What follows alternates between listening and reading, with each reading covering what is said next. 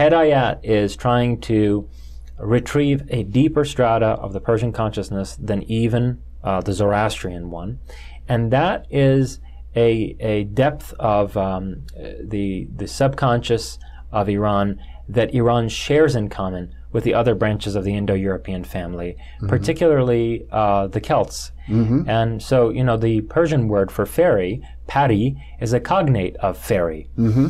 And in northern Iran, to this day, in the forests of northern Iran, there are provincial people who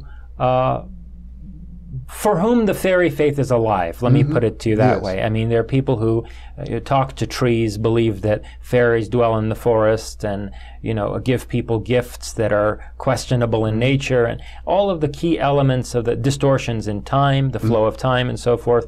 All of the key elements in the European, northern European, particularly fairy faith, are also present in the forests of northern Iran. And I think Hedayat was fascinated by this, and wanted to find some way of synthesizing the consciousness of the fairy faith with modern scientific awareness. And we see this reflected in certain science fictional elements of the blind owl that have been fused with motifs from Persian fairy tales. Like, for example, it was clear to me in the course of studying the blind owl that Hedayat draws on a fairy tale preserved by the 14th century Persian poet Nizami Ganjavi. And Nizami, he wrote this book called The Seven Beauties. And one chapter of this book is called the Black Dome, or the Blue-Black Dome. And it's basically about a man's journey to a lunar realm ruled over by a fairy queen.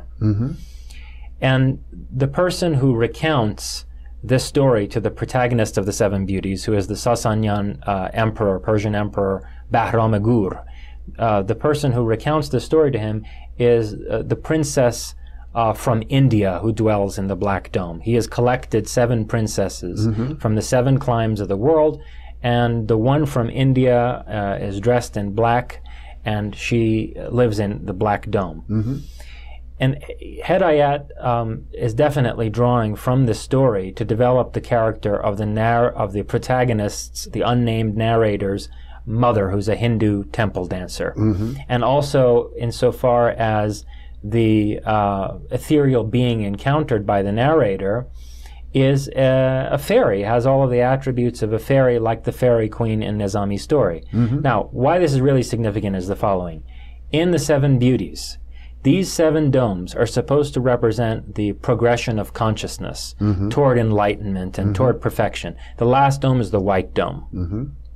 And we go through the various colors of the rainbow. And that's very orthodox Zoroastrian, and Bahram-e-Gur was a Zoroastrian, the Sasanian emperor Bahram-e-Gur. And these 7 domes also correspond to the 7 climes of the earth, or the 7 major geographical regions of the earth in Zoroastrianism.